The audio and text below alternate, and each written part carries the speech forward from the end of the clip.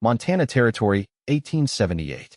The setting sun cast long shadows across the rolling plains, painting the wild grasses in shades of amber and gold.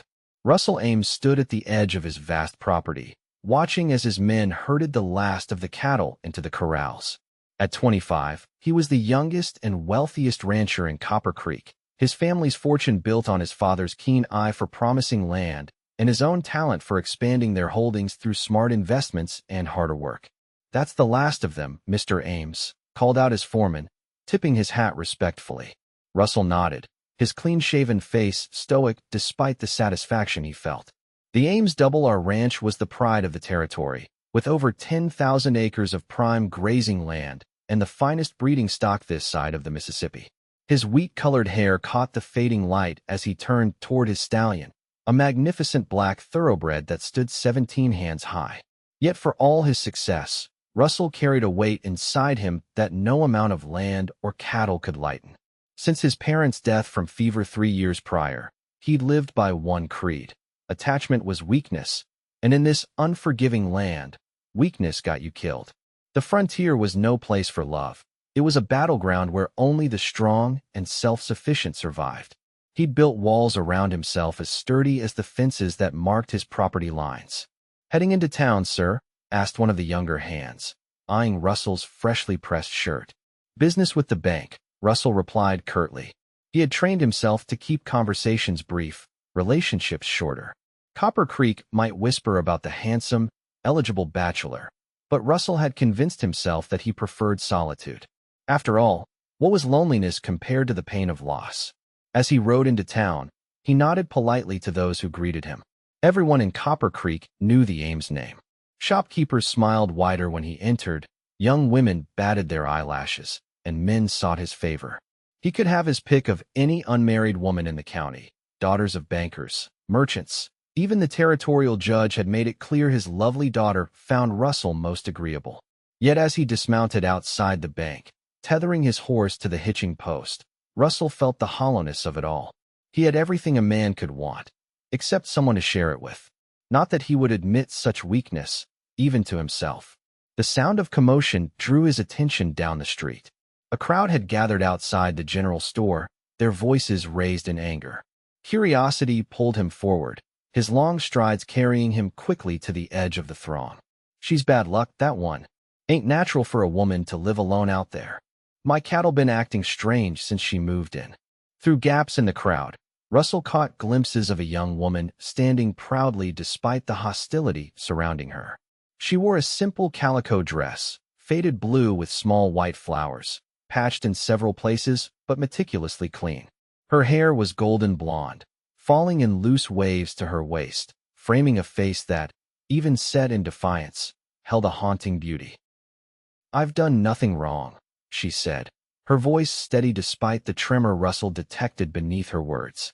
"I paid fair price for that land." "That land's been cursed since the Washburn Massacre," shouted someone from the crowd. "Only a witch would want it." Sheriff Caldwell pushed through, his weathered face stern. "That's enough now. Miss Wagner has every legal right to her property."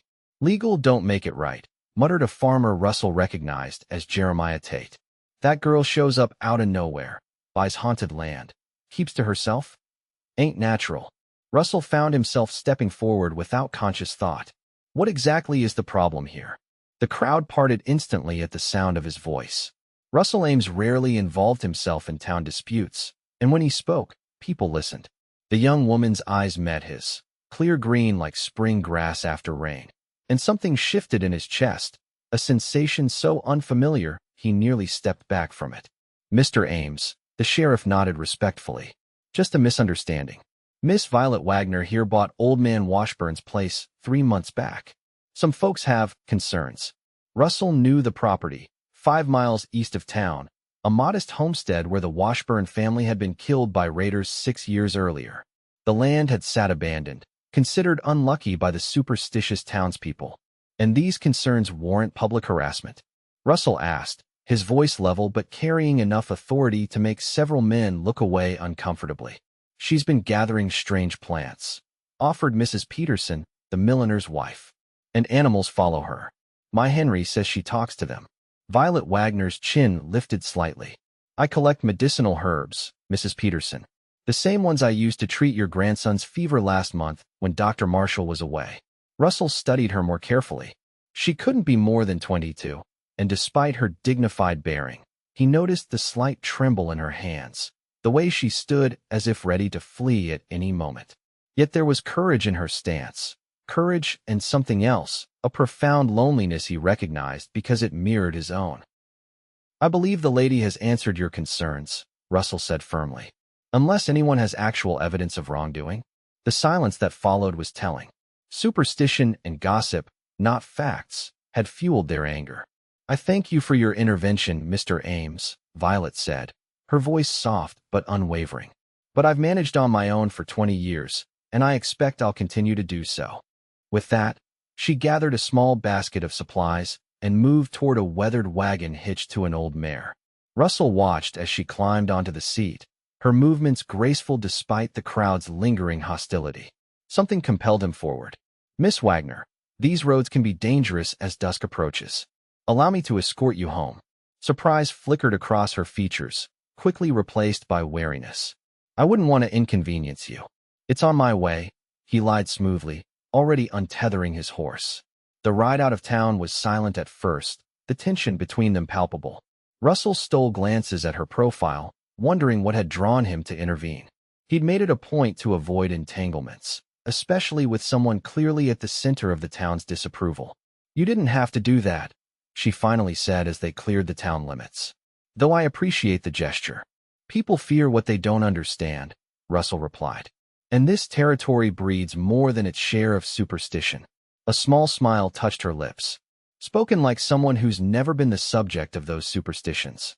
Fair point, he conceded. Though the Ames name comes with its own burden of expectations. As they rode, Russell found himself sharing more than he had intended. About his parents' passing, the weight of the ranch, the endless parade of people seeking his favor for all the wrong reasons. Violet listened without judgment, offering occasional insights that revealed her own intelligence and perception. When they reached the turnoff to her property, Russell was surprised to find himself reluctant to part ways. Why did you buy this particular homestead? He asked, curiosity overcoming propriety. There were others available, less tainted by history. Violet gazed toward the simple cabin nestled against a copse of cottonwoods in the distance. Because no one else wanted it, she said simply. And I understand what it means to be unwanted. Before he could ask what she meant, she continued. The land isn't cursed, Mr. Ames. It's wounded. There's a difference. Her eyes met his. Thank you for your escort. Good evening. As Russell watched her wagon disappear down the rutted path, he felt something he hadn't experienced in years. Genuine curiosity about another person. It disturbed his carefully ordered world, and that disturbance followed him all the way back to his ranch, through dinner, and into restless dreams. The next morning, Russell found himself inventing reasons to ride past the Washburn, now Wagner, property. He told himself he was merely checking on a vulnerable neighbor, the way any decent man would. But when he spotted Violet kneeling in a small garden beside the cabin, singing softly as she worked, he knew his rationalization was as thin as spring ice. For 2 weeks, he found excuses to ride by her place, checking fences, tracking strays, surveying land. Each time, they would exchange a few more words than the time before. He learned she was 20 years old, orphaned young, and raised by a succession of reluctant relatives until she was old enough to make her own way. She had worked as a healer's apprentice in Missouri before deciding to claim her independence in Montana Territory.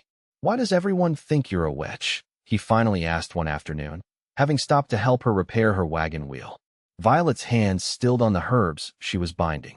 Because I prefer plants to people, I suppose. And I don't hide when I'm different. She looked at him directly. Why does the wealthiest man in the county keep finding excuses to visit a social outcast? The question caught him off guard. I'm not. That is. Her laugh was unexpected and musical. The mighty Russell Ames, at a loss for words? I suspect that's rare. He found himself smiling, truly smiling, for the first time in years. You're unlike anyone I've met before. That's not always a compliment in these parts, she countered. It is from me. The moment hung between them, charged with possibility, until Russell remembered himself and stepped back. Attachment was weakness. Caring for someone meant eventually losing them. He made his excuses and left, berating himself for the lapse. That night, as a spring storm lashed the territory with unexpected fury, Russell sat in his study pretending to review cattle ledgers while his thoughts strayed repeatedly to a small cabin that might not weather such winds. When a frantic pounding came at his door near midnight, his heart seized with a fear he didn't want to examine. It was his foreman, drenched and wild-eyed. "Fire, sir." Lightning struck the old Washburn place. "It's ablaze." Russell was on his horse before the man finished speaking, racing through the downpour toward the eastern horizon where an orange glow pulsed against the storm-black sky. His mind filled with terrible images: Violet trapped, Violet hurt, Violet gone. The pain that seized him at the thought was startling in its intensity. He arrived to find the cabin's roof engulfed in flames despite the rain. 2 of his men had followed and were already working to contain the fire, but there was no sign of Violet. "Miss Wagner," he shouted, dismounting and running toward the structure. "Violet." A weak cough from the direction of the small barn drew his attention. He found her there, soaked and soot-stained, cradling something in her arms. "My journals," she explained, her voice raspy from smoke. "My mother's recipes. I couldn't lose them." Relief made his knees weak. "You risked your life for books?" "They're all I have left of her," she said simply. "All I have of myself." Understanding flooded through him. In that moment, looking at this fierce, independent woman who had so little yet fought so hard to preserve what mattered to her, Russell felt something inside him crack open. The wall he had built to protect himself from loss began to crumble. By dawn, the cabin was a smoldering ruin. The rain had prevented the fire from spreading to the other structures, but Violet's home was destroyed. She stood before it stoically, exhaustion evident in the slump of her shoulders. "You'll stay at my ranch," Russell said, the words emerging before he could consider them. "I have plenty of room." She turned to him, skepticism clear in her reddened eyes. "Why would you offer that?" "Because." He struggled to articulate feelings he barely understood himself. "Because no one should face this alone. The town will talk," she warned. "More than they already do." "Let them," Russell replied, surprising himself with how little he cared about opinions suddenly. "Please, Violet, let me help you." After a long moment, she nodded, too exhausted to argue further. The next weeks brought changes Russell could never have anticipated. Having Violet in his home, first in the guest wing, then gradually spending evenings with him in the library discussing books, medicine, and the land they both loved, awakened something long dormant in him. His staff watched with barely concealed curiosity as their taciturn employer began to smile, to laugh, to engage. Violet blossomed too, her natural warmth emerging as she felt safe for perhaps the first time in her life. She organized his mother's abandoned herb garden, treated the ranch hand's ailments with gentle competence, and slowly, day by day, drew Russell out from behind his walls. Then came the night of the spring cattle auction celebration. Russell, emboldened by weeks of growing closeness, asked Violet to accompany him to the town gathering. Though hesitant, she agreed, wearing a simple green dress that brought out the color of her eyes. Their entrance caused an immediate stir. The wealthy, eligible Russell Ames with the strange Wagner girl on his arm? Whispers spread like wildfire. Stares followed their every move, and eventually, the bolder members of the community made their disapproval known. "Quite charitable of you to take in that unusual girl after her misfortune," said Mrs. Harrington, wife of the banker, with a meaningful look toward her own daughter. "Miss Wagner is my guest," Russell replied stiffly, "and deserving of respect." Later, as the music began, he led Violet onto the dance floor, ignoring the scandalized looks. "They'll never accept me," she murmured as they moved to the waltz. "I'll always be the odd one, the outsider." "Do you care?" Russell asked, guiding her through a turn. She considered this. "I've spent my life being judged for being different, for healing with herbs instead of prayer, for preferring solitude to gossip, for speaking my mind. I stopped caring years ago. Then why mention it?" Her eyes met his, vulnerable in a way he hadn't seen before. "Because I suspect you care. You have a position here, a legacy. I wouldn't want to tarnish that." The music swelled around them as Russell processed her words. She was offering him an escape, a way to preserve his standing. The Russell of 3 months ago would have taken it gratefully. "I care about you," he said instead, the truth of it resonating through him like a bell. The rest matters less each day. Their perfect moment was shattered when Jeremiah Tate, emboldened by whiskey, approached them as the dance ended. "Enjoying your witch, Ames? They say she's bewitched you right proper." The great Russell Ames, falling for a nobody that no one wants. Russell's fist clenched, but Violet placed a gentle hand on his arm. "We should go. Listen to your witch," Tate sneered. "Run along before she turns you into a toad." What happened next would be discussed in Copper Creek for years to come. Russell Ames, the controlled, respected pillar of the community, drew himself to his full height and addressed the now silent room. "Miss Wagner is a healer, a woman of intelligence and compassion who has suffered your baseless suspicion with more grace than you deserve. She is welcome in my home and in my life." His voice carried to every corner. "And any who disrespect her disrespect me." The ride home was quiet, the weight of the public declaration hanging between them. When they reached the ranch, Russell helped Violet down from the wagon, his hands lingering at her waist. "You shouldn't have done that," she said softly. "You've tied yourself to my reputation now." "I meant every word," he replied. Then, gathering courage from some newfound well within himself, he added, "I think I'm falling in love with you, Violet Wagner." Her eyes widened, moonlight catching the shimmer of unshed tears. "You could have anyone," she whispered. "Why choose me?" "Because you see me," he answered simply. "Not the Ames fortune or the Ames name. Just Russell, with all my flaws and fears." Their first kiss was gentle, tentative, full of questions neither had dared ask before. When they parted, both knew something fundamental had shifted. The following morning brought news that changed everything. A telegram arrived from the territorial capital. Violet's land claim was being challenged. Someone had filed paperwork claiming she had obtained the property fraudulently. She would need to appear before a judge in Helena within the week or forfeit her claim. "This is Tate's doing," Russell said, pacing the study. "Or someone else who wants you gone." Violet sat very still, her face pale. "There's something I haven't told you," she said finally. "Something about why I chose Montana, about who I am." The story emerged slowly, painfully. Violet's mother had been Anna Washburn's younger sister. The Washburn massacre that had left the property cursed had claimed Violet's aunt, uncle, and cousins while her mother was safely in Missouri. Years later, dying of consumption, her mother had made Violet promise to reclaim the family land someday. "I am a Washburn by blood," she concluded. "I came to fulfill my mother's dying wish, to heal the land where her sister died. But I didn't tell anyone because of the superstitions. I used my father's name, Wagner." Russell listened, understanding dawning. "So your claim is actually stronger than anyone knew." "Yes, but proving it means revealing my connection to a family the town believes brought a curse upon themselves." She looked at him, vulnerability etched in every line of her face. "And it means admitting I wasn't entirely honest with you." The old Russell would have retreated behind his walls, seen this as confirmation that trust led to pain. Instead, he knelt before her chair and took her hands in his. "We all have pasts we protect," he said gently. "I've spent 3 years hiding from life because I feared losing anyone else I cared about. You came here to honor your mother and heal land that others abandoned. There's no shame in either truth." They traveled to Helena together, bringing documents proving Violet's lineage and right to the Washburn property. The judge, impressed by both the evidence and Russell's unwavering support, dismissed the challenge and affirmed Violet's claim. As they rode back to Copper Creek, Russell found himself imagining possibilities he had denied for years. A home filled with laughter, children running across the ranch, a partnership built on mutual respect and love. The idea no longer terrified him.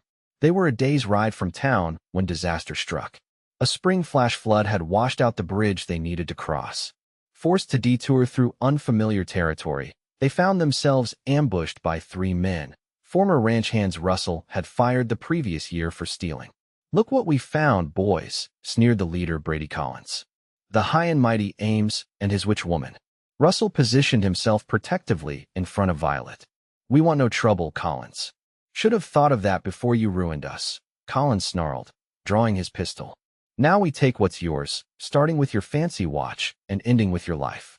What followed was chaos. Russell lunging at Collins as the gun fired, the bullet grazing his shoulder instead of finding his heart.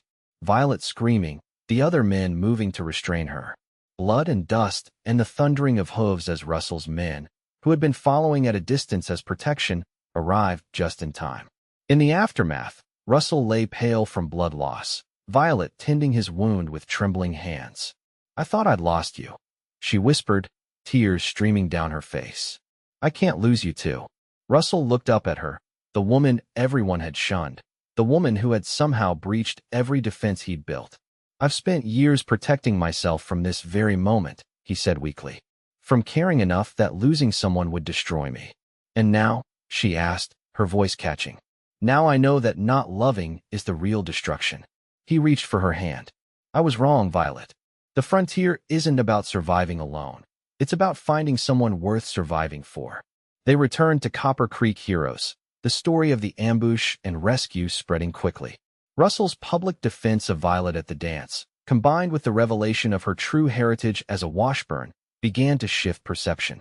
When Russell announced their engagement 2 weeks later, the town's reaction was mixed but largely accepting, as if Violet becoming an Ames somehow legitimized her presence. On a perfect autumn day, with the aspen leaves turning gold around them, Russell Ames married Violet Wagner on the porch of the newly rebuilt cabin on her property. The ceremony combined 2 lands, 2 legacies, and 2 souls who had found in each other what the harsh frontier so often denied: the chance to be fully known and loved anyway. "I once thought that strength meant standing alone," Russell said in his vows. "You taught me that true strength is found in standing together. And I believed that being unwanted was my destiny," Violet replied, her voice steady and sure. "You showed me that being chosen by the right heart is worth all the rejection that came before." 1 year later, as the setting sun painted the same golden light across the expanded Ames Wagner ranch, Russell stood on the porch of their home, built exactly between his original ranch house and Violet's restored cabin, symbolizing their united properties and lives. Inside, he could hear Violet singing softly to their 3-month-old daughter, Emma Rose, named for both their mothers. The land that had once been called cursed now bloomed with Violet's extensive gardens of medicinal herbs, which she used to treat people from miles around. The community that had once shunned her now sought her healing knowledge, her quiet wisdom. And Russell, who had once believed the frontier too harsh for love, now found that love made the frontier's hardships bearable. As he watched the sunset, Violet joined him, their daughter sleeping peacefully in her arms. "Any regrets?" she asked softly, leaning into his embrace. Russell looked at his wife, still the woman no one had wanted, now the center of his world, and shook his head. "Only that I wasted so many years afraid to let anyone in." "We have all the years ahead," she reminded him, her green eyes bright with promise. As darkness settled over the Montana prairie, Russell Ames held his family close, no longer the lonely, wealthy cowboy who could have chosen anyone. He was simply a man who had found home in the arms of the one person who had taught him that the greatest wealth wasn't measured in land or cattle, but in the courage to love despite the frontier's harsh lessons. And in that moment, as stars began to appear above their land, Russell knew with absolute certainty that some treasures were worth every risk, and that finding Violet had been the most valuable discovery of his life.